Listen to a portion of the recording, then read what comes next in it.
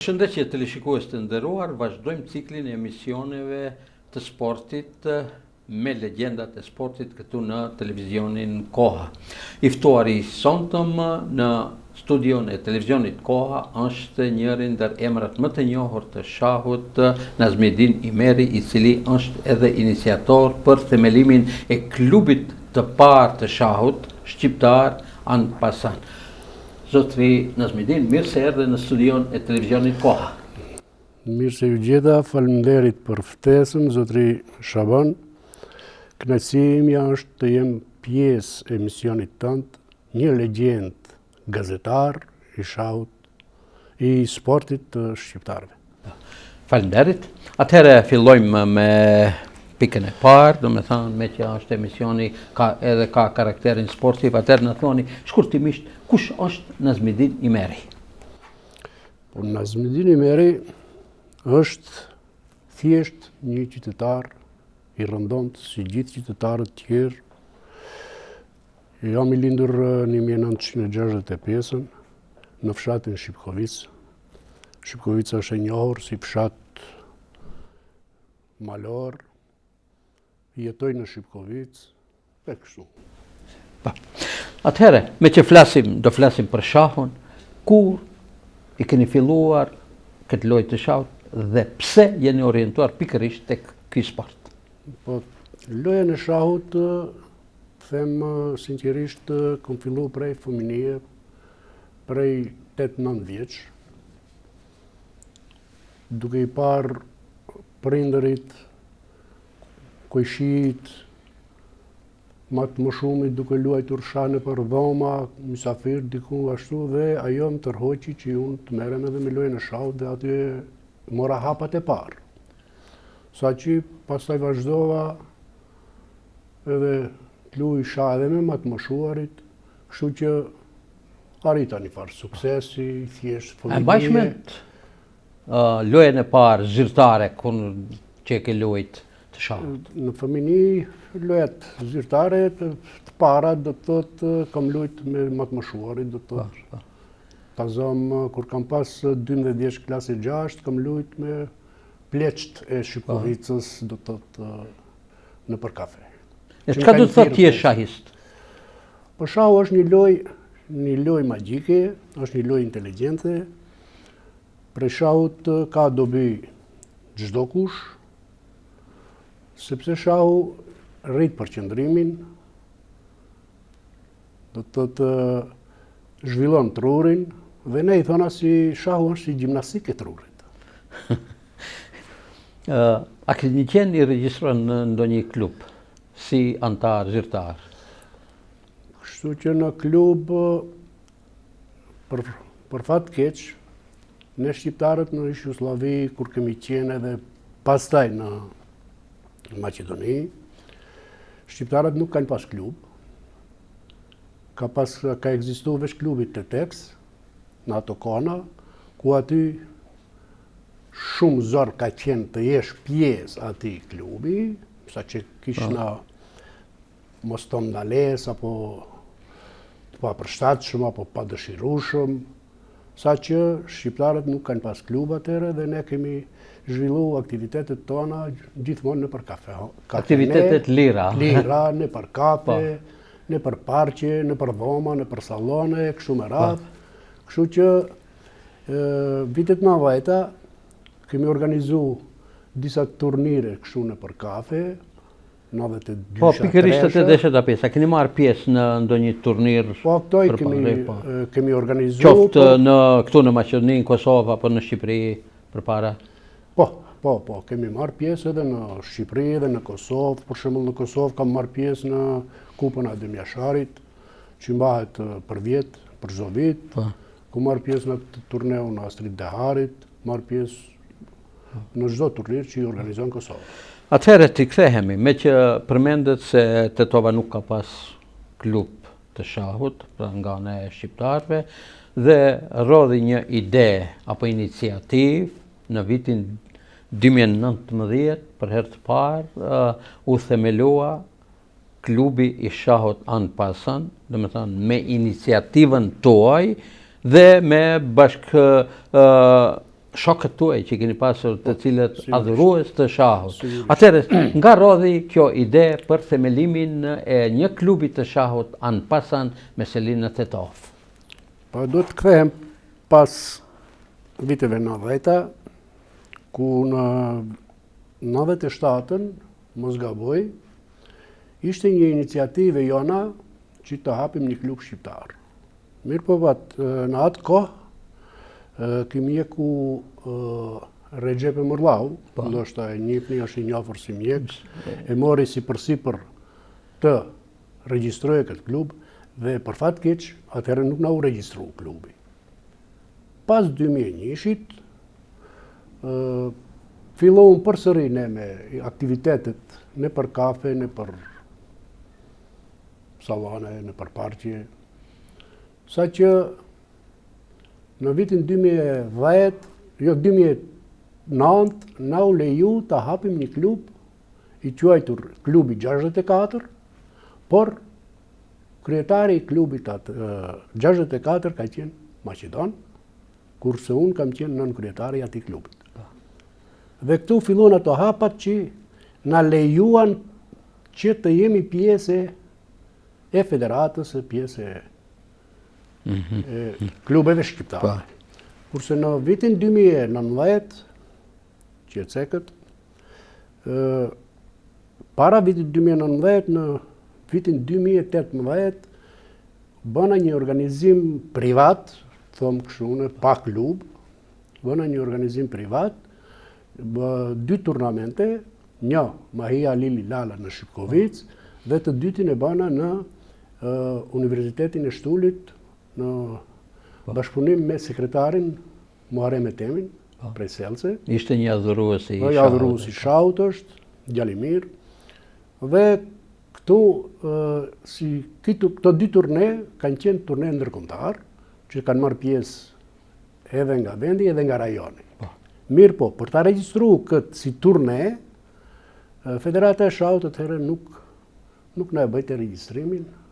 Për shkak se duhet të jetë organizator ndonjë klub i shahut për atë. Edhe do me thënë kjo ka qenë edhe ajo qëllimi kryesor për themelimin e klubit Anpasan. Po. Dhe këtu në këto 2 turnamente du të faleminderoj sekretarin e Federatës Shahut Kosovës, Burhanedin Misinin, i cili na e mundsoi që ta regjistrojë në FIDE. Do të 2 turnamentet dhe ju hapi FIDE kode të gjithë shahistëve të tovar, të cilët nuk kishin, që sot ata shahist luajnë me logon me flamurin e Kosovës, se Federata e Kosovës ju ka hap FIDE kodet. Kush u asiguroi rekvizitet e para për klubin kur e themelohet? Rekvizitat e para këtu, kur morëm iniciativën në mars të vitit 2019, për hapjen e klubit, si iniciator i parë, ndoshta, do të thomë isha unë, duke bisedu me shokët, bashkë punëtorët, dashamirët e shahut, se Tetova ka shumë shahist, nuk ka pak, dhe lindi si ide kjo që ta formojmë një klub, dhe zgjodhëm kryesin, një ndër themelusit jam unë, themelus është Muharrem Etemi, është aty si themelus, është Bajram Regjepi, është si themelus, është Florian Nesimi, është si themelus i këtij klubit, Zemri Karemani, mos si përmendi. Ne jemna, kemi qenë një grup i madh, sa që e regjistruam dhe filluam me garë. Aktualisht sa antar numëron klubi i shahut Anpasan? Aktualisht klubi i shahut Anpasan numëron mbi 80 antar. Në të gjitha kategoritë, edhe djemë edhe vajza. Edhe djemë edhe vajza. Për momentin klubi Anpasan ka ekipin e fëmijëve, ka ekipin e femrave, ka edhe ekipin e meshkujve ku garon në ligën e parë. Po. Pikërisht, cilët janë ato suksese të klubit Anpasan në ligën e parë? Dhe në sa klube numëron kampionati i Maqedonisë në shah? Pa shifri në themelim e sipër, kur kemi qenë atëherë, në 2019-ën, në 2021-shin, klubi Anpasan rangohet dhe hinë në ligën e parë. Dhe pastaj në ligën e parë deri në vitin 2024, ku në vitin 2024 posuam rënjet e saj dhe përsërin në vitin 2025 përsërin jemi në ligën e parë. Në kuadër të aktiviteteve të klubit të Shahut Ampasan janë organizuar 5 turne të mëdha, turne të hapura. Klubi i Shahut Ampasan në bashkëpunim me shoqatën kulturore Vizion M. Në thuni, nga ideja organizimit të atij turneu që është një ndër turnet më të mëdha në vend, ndoshta edhe në rajon, ku grumbullohen mbi 150 shahis. Ashtu, më tepër. Kështu që me Vizionin M kemi një bashkëpunim të sinqert, na përkrahën si klub me hapësirat e veta, sepse ne hapësira nuk kemi patur të shkolla tekstile, paguajshna qira, mirë po këtu Vizioni M na e mundsoi hapësirat e tyre, dhe këtu fillom një bashkëpunim dhe mbu lindi një ide këtu, t'ja bëj një turnament me emrin Vizioni M. Pasi është edhe njëri ndër donatorët e atij turneu. Donatorët e kësaj, që i faleminderoj Vizionin M publikisht. Dhe ky turnament është i 5-ti me radhë, sash e kemi të 6-tin me radhë. Vitin 2026. 2026. Në vitin 2025, ky turner u shpall më masovik në krejt Maqedonin, ku kanë marrë pjesë vendet nga rajoni, Shqipëria, Kosova, Bullgaria, Turqia, bile ka pas prej Lituanie, në gjitha qytetet, përfshirë gjitha qytetet e Maqedonisë. Nëzmiti, neve përmendim aktivitetet e klubit, organizimin e shumë turneve, por se keni pas përkrahjen pikërisht të Federatës së Shahut të Maqedonisë së Veriut? Të thomë, ndoshta pak ma herët bisedova, se përkrahja është zero, dihet. Po jo se veç klubi janë pasan, po unë, se mbas meje, më tepër është shkaku i Tetovës. Tetovën e kanë lënë anësh, qoftë edhe në shah, qoftë edhe në futboll, qoftë edhe në volejboll, basketboll, në të gjitha sportet, Tetova anashkallohet, a keni kërkuar përkrahje edhe nga vetë Ministria e Sportit? Pikrisht pata takim vitin e kalu me ministreshën, zëvendës ministrën, Safia Sadikun, ku jadërova dhe librin aktivitetet për rrugtimin 5 vjeçar të klubit, ku krejt, dhe ajo diku çudit me aktivitetet që organizohen. Shumë aktivitetet mëdha dhe tha pa tjetër që do t'ju financojmë diçka, kjo, mirë po, urgjanç. Deri më tani nuk keni asnjë. Po, si keni raportet me klubet tjera të Shahut? Raportet me të gjitha klubet që ekzistojnë në Maqedoni, kam raportet e mira, kemi bashkëpunim. Me të gjitha klubet, përfshim Prilepin, Manastirin, Strugën, Kriva Pallankën, Strumicën, Shkupin, Kumanovën. Do të thotë me krejt klubet kemi bashkëpunimet mira, se shahu është një lojë i cila bashkon njerëz dhe nuk ndan. Sa keni pas përkrahjen e institucioneve, qoftë komunale, qoftë shtetërore? Edhe këtu, me keqardhje them, në komunë kam bë kërkesa, mos po të them, mbi 10-15. Në asnjërin as përgjigje, as përkrahje. Nuk kanë zero. Por aktivitetet tuaja nuk janë ndalë vetëm te klubi i Shahut Ampasan, por keni edhe aktivitete tjera, jeni njëri ndër më aktivistët sa i përket themelimit të shkollave të Shahut për të ri dhe implementimin e Shahut në për shkolla. Atëherë, deri më tani, ku keni themeluar shkollat të Shahut dhe si janë duke u zhvilluar seminaret apo trajnimet me të rinjët dhe kush ato i trajnon? Shahu në për shkolla, prej vitit 2022, mos gabofsh 23, arriti federata që me Ministrinë e Arsimit që ta futin shahun si lonë zgjedhore në për shkolla. Kështu që unë si trajner, i licencum, trajner, më ra hise për rajonin e Tetovës, që të mbaj një seminar në komunën e Tetovës, të trajnoj arsimtarët, që të licencohen, që të marrin licencat, që të mbanë mësim në shkolla. Këtu morën pjesë në seminar, morën pjesë të afro 32 arsimtarë, të cilët janë të licencuar. Vetëm nga rajoni i Tetovës apo më gjerë? Komuna e Tetovës, si dhe edhe një seminar e kam mbajt në komunën e Zhelinës, por nuk do të thotë se do të mbetemi këtu, do të vazhdojmë të licencojmë të arsimtarët, sepse sporti i shahut është një lojë e cila më tepër kanë nevojë fëmijët se sa të rriturit. Pikërisht aty, sa janë të interesuar fëmijët për këtë? Janë të interesuar shumë, por dhe ju ndihmon në shkollë, në lëndët mësimore të tjera, për shembull, për fëmijët është një sport i duhur. Sport i duhur. Sa i përket shkollave, në vitin 2022 ne hapëm shkollën e parë në Tetovë, me nxënës, ku ishte interesimi i mirë, po këtu falë vizionit tim që na i siguroj edhe hapësirat, këtu e zgjeruam shkollat e shahut i zgjeruam edhe në për qytete tjera. Në cilët qytete? Për shembull, në qytetin e Strugës, kemi një trajner të Strugës, trajner, ai ligjeron në Strugë, sepse është shumë larg për me shku deri atje. Dhe në Çajir,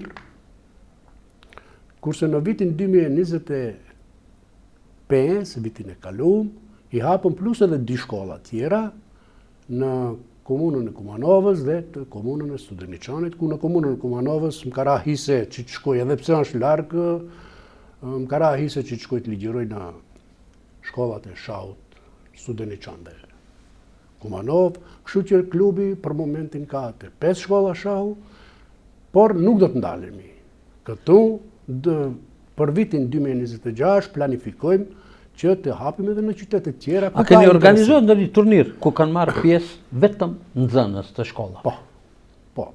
Për çdo vit në hapësirat e klubit, për çdo vit organizojmë turnire të fëmijëve që marrin pjesë, plus e kemi edhe këtë turnirin Tetova Shampion. Po. Ku marrin pjesë nxënës, ashtu ose të marrin pjesë edhe të rritur edhe nxënës, Tetova Shampion, ajo është veç për lokal. Edhe kjo është tradicional, sikur turneu i madh që e mbajmë Vizioni Em, ajo është ndërkombëtar, kurse ky është lokal. Ju keni marrë pjesë me klubin, me sa di unë, edhe në garat mbarkombëtare që janë organizuar në Kosovë dhe në Shqipëri. Si keni kaluar, çfarë rezultate, sa jeni të kënaqur me paraqitjet dhe me prezantimin e klubit tuaj në këto gara? Po shif, kemi marrë pjesë në për shumë gara, por rezultatet për herë janë të kënaqshme. Se prej shahut mësosh atëherë kur humbish, jo kur fitosh.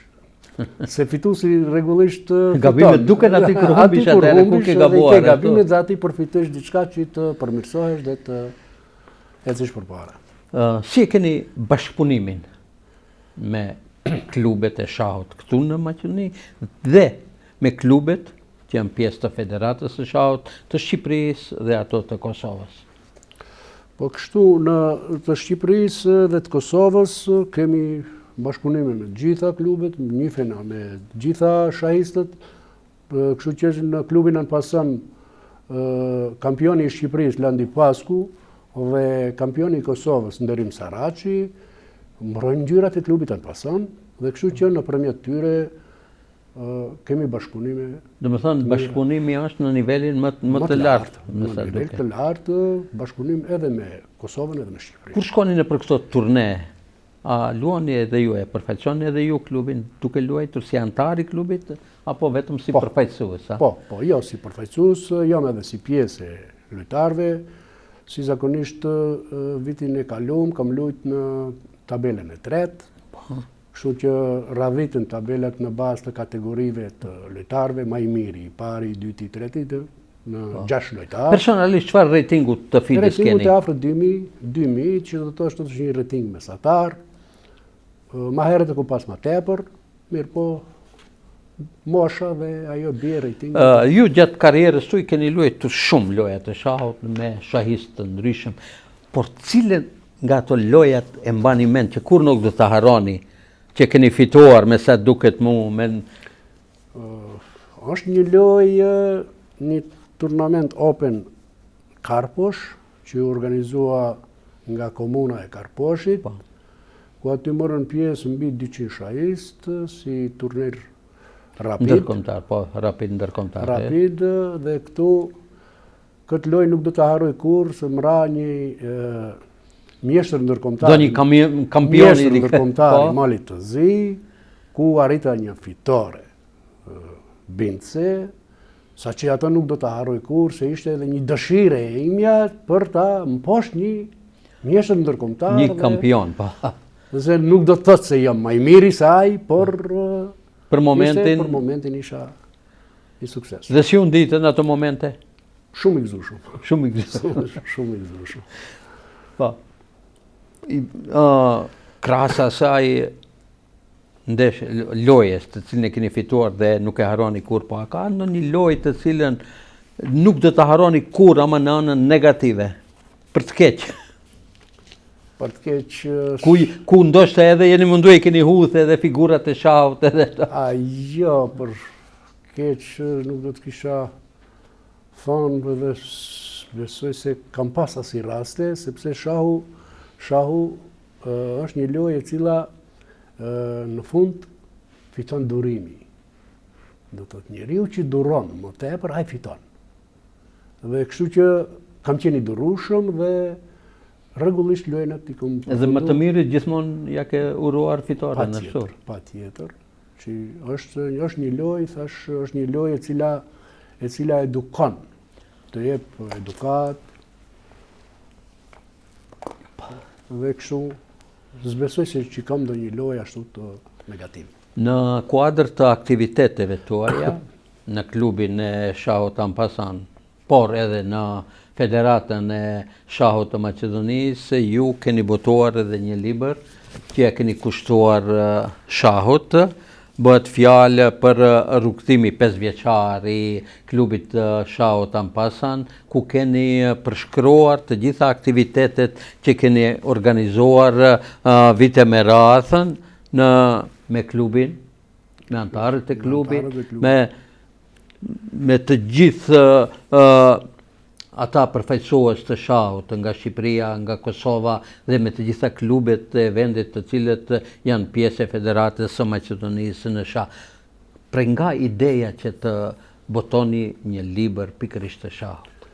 Këtu lindi edhe një ide për shkaqe, sepse gjatë gjitha aktiviteteve, këto aktivitetet të gjitha janë të postume në faqen e klubit, kemi edhe faqen e klubit, që i mbetet si arhiv edhe në faqen e klubit, dhe këtu na lindi si ide që të jetë një monografi e këtij klubit, dhe këtu të shitet se kush janë ata të cilët kanë dhënë kontribut për afirmimin e kësaj loje të shahut. Afirmimin e lojës së shahut dhe kontribut maksimal që kanë dhënë. Këtu janë të cekura të gjitha aktivitetet, kështu që mbetet në histori, do të mbetet edhe turnet të cilët janë zhvilluar gjeneratat e reja nesër kur të rriten edhe të kesin çka shfletojnë për. Domethënë kjo është një dokument shumë i mirë për lojën e shahut dhe për të gjithë ata të cilët e duan këtë lojë të shahut që hinë në grupin e sporteve.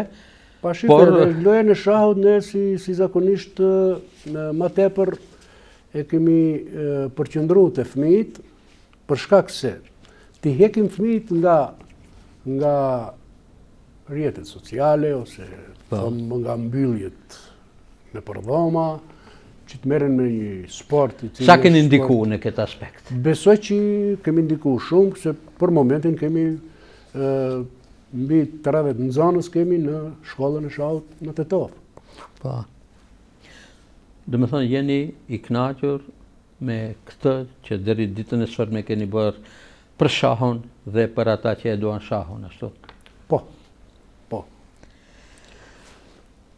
Ju keni fëmijë, keni nipna, keni ato. Sa ata janë të interesuar për këtë lojë, për shahun? Shifne, unë kam 2 djem. Ata e luajnë shahun, por e luajnë shahun veç, si do të thomë, veç t'i luajnë figurë. Për qejf? Për qejfin. Kurse nipin e kam 10 vjeç, është prej fillimit kur kam hap shkollën e shahut në Tetov, nipin e kam pas në shkollë të shahut, ku sot ka arrit një rating të 1560, që do të thotë është një arritur si fëmijë arritur e mirë. Mirë po, kjo i ka ndikuar edhe në shkollë, që është edhe në shkollë është i pari në klasë. Që do të thotë nipi në zonës i shkëlqyeshëm, me siguri. Zonës i shkëlqyeshëm edhe në shkollë, por edhe në lojën e shahut. Cilët fëmijë veçohen kur sidomos në lojën e shahut? Po shikjo, mbaret se ata fëmijë të cilët kanë interesim, me njëherë dallohen. Që kanë interesim e don me shpirt, dhe ato me njëherë dallohen dhe ne më tepër përkushtohemi te ata, sa ata do të arrijnë suksese, kurse njëkohësisht punojmë edhe me ata të tjerët, mirë po nuk do të thotë se krejt ata nxënës bëhen shahista ndërkombëtar. Do të thotë në klub ne të nxjerrim një 5 nxënës të nxjerrim, t'i bëjmë shahista ndërkombëtar, mjafton. Është një arritje shumë e madhe. Po kur jemi te klubi atë na thuaj cilët mund t'i përmendni disa emne të atyre shahistëve të cilët kanë perspektivë dhe dëshmohen me rezultatet që në për turneje. Këtë fjalën për fëmijët apo? Për fëmijët ose për të rinjtë antarë të klubit tuaj. Kështu në moshat e reja kam 3 nxënës, të cilët janë të shkëlqyeshëm, janë të mirë. Është Kora Bajrullau, Enis Voca, që ka 2-13 vjeç, Drin Imeri edhe Arbëron Imeri, këto nipi. A marrin pjesë këto edhe në përgarat ndërkombëtare ku bëhet të shahut? Po, i çojmë në përgarat të cilat mbahen në për qytete të ndryshme, të fitojnë një përvojë, gjatë ndeshjeve ato ballafaqohen edhe me moshat madhore, saqë ato ta shohin se shahu nuk është veç cili është më i madh, por cili din më tepër. Nga të rriturit cilat emra do t'i veçonit? Nga të rriturit mund të veçoja lojtar të klubit, Zemri Karemanin, mund të veçoj Bekim Sulejmanin, që luan për klubin Anpasan, Alit Abdiun, për disa mos përmendi disa me radhë, ndoshta do të harroj dikon mos ta përmendi, ka shumë lojtar të mirë. Si keni raportet me klubet tjera shqiptare këtu në Maqedoninë e Veriut? Raportet me klubet shqiptare me të gjithë i kam mirë, sa i përket klubeve. Kurse sa i përket federatës, nëse do të më këshëpyt edhe për federatën, besoj se... Pikërisht ishte pyetja e radhës. Pyetja e radhës. Sa i përket federatës, për momentin federata është në status quo. Kjo për çudi në Maqedoni, Maqedonia është vendi i çuditërave, dhe federata e Maqedonisë për momentin ka 2 kryetar federatësh. Kjo është një nonsens.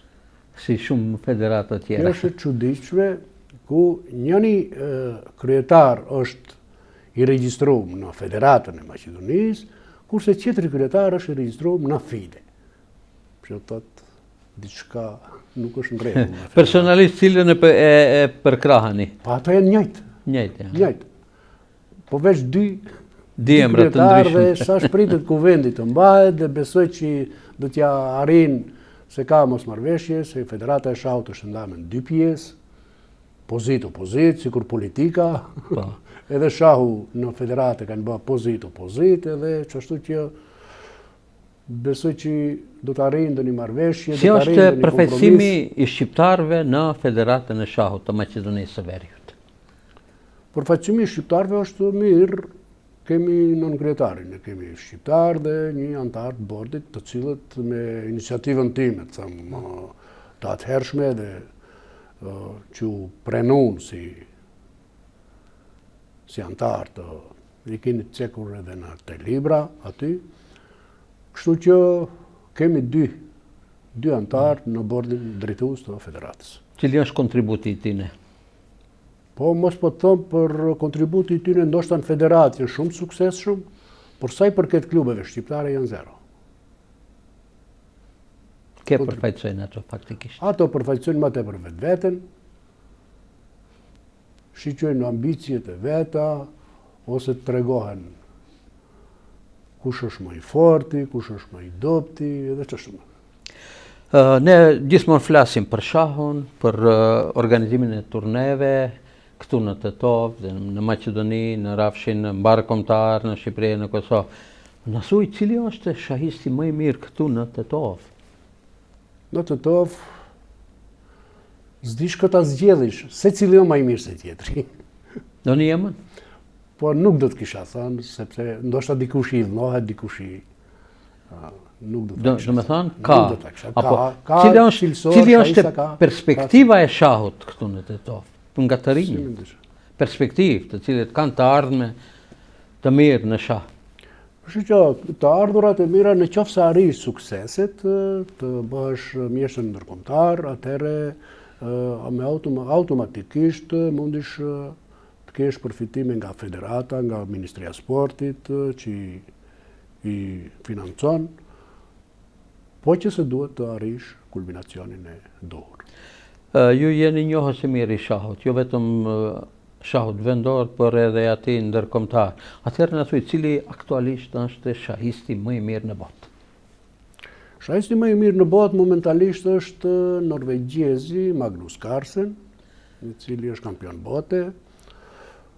Dhe këtu në rajon do të kisha të shqiptarët, do të kisha thënë Nderim Saraçi dhe Landi Pasku, të dy që luajnë për në janë kampionat. Shqipëri dhe Kosovë. Janë kampionat, njëri i Shqipërisë dhe tjetri i Kosovës. Këto të dytë janë shahista shumë të mirë, por këtu nuk do të përjashtoja në Kosovë është edhe Muhamet Aslani, një i Gjilanit. Edhe ai është një djalë i ri, një Endritu Ruçi. Do të thënë Kosova ka filluar të nxjerrë shahista ndërkombëtar. Dhe të jep hapësirë lojës së shahut. Lojës së shahut dhe merr pjesë në përgara europiane, në përgara botërore si Kosovë. Kampioni aktual i botës, norvegjezi, nëse bëjmë krahasim me Gari Kasparov apo Anatoli Karpov, cili prej këtyre treve? Gari Kasparov, Anatoli Karpov kanë qenë në kohën atë tyre, kurse Magnus Carlseni ka të kalu ato, ku rejtingun e ka 2830, që do të thëse ka arrit me rejting me kompjuterin.